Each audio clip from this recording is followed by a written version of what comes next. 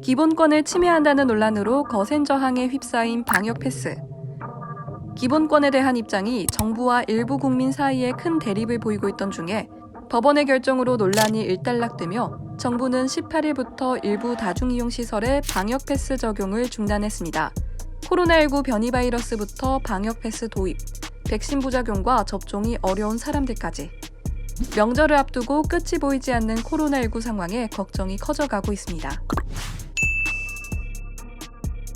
접종 완료자의 일상 회복을 지원하고 고위험 다중이용시설을 보다 안전하게 이용할 수 있도록 접종 완료자 및 일부 예외자만 다중이용시설의 이용을 허용하는 접종증명 및 음성 확인제.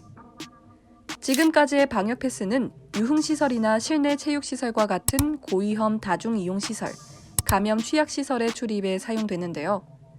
2021년 11월부터 정부는 확진자가 계속 증가할 뿐만 아니라 전파력이 더 강력한 변이 바이러스 오미크론이 유입되면서 감염 전파를 차단하기 위해 방역 패스를 확대하기로 했습니다.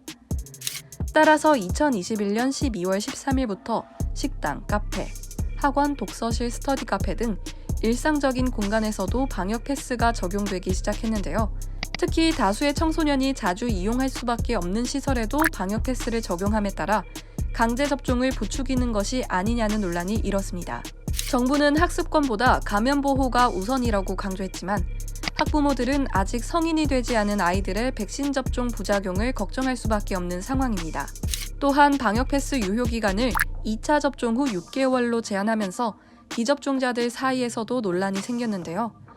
이미 2차 접종까지 완료한 사람들도 3차 접종을 맞아야만 다중이용시설을 이용할 수 있게 되면서 1차, 2차 접종에서 이상 반응으로 고생했던 사람들은 끝인 줄로만 알았던 백신 접종을 다시 해야 한다는 부담이 커져 접종을 최대한 미룬다는 분위기도 형성되고 있습니다. 게다가 2022년 1월 10일부터 3,000제곱미터 이상의 백화점, 대형마트에도 방역 패스를 적용하면서 백신 미접종자는 음성 확인서 없이는 시설 출입이 제한되게 되었는데요. 이때부터 기본권을 침해한다는 논란이 이어지게 되었습니다.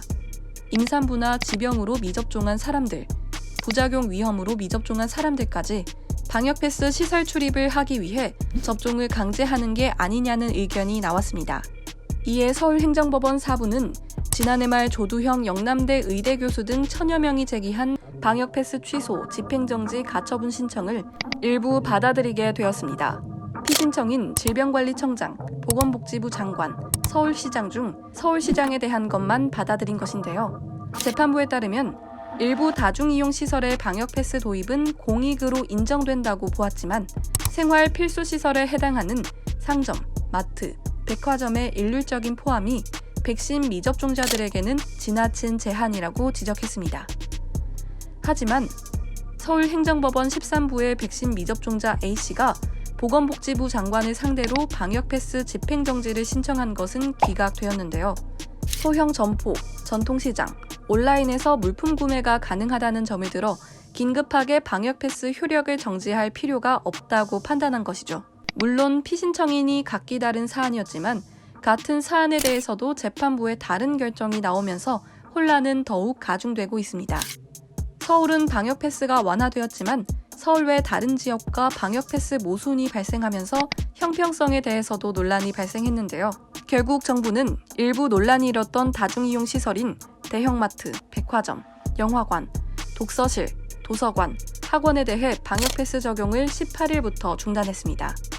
정부는 단계적 일상 회복을 위해 노력을 계속하고 있지만 방역 패스 적용에 대한 좁혀지지 않는 시각차, 계속되는 변이 바이러스와 백신 접종에 대한 불안감 사이 설명절을 앞두고 걱정이 커지고만 있습니다.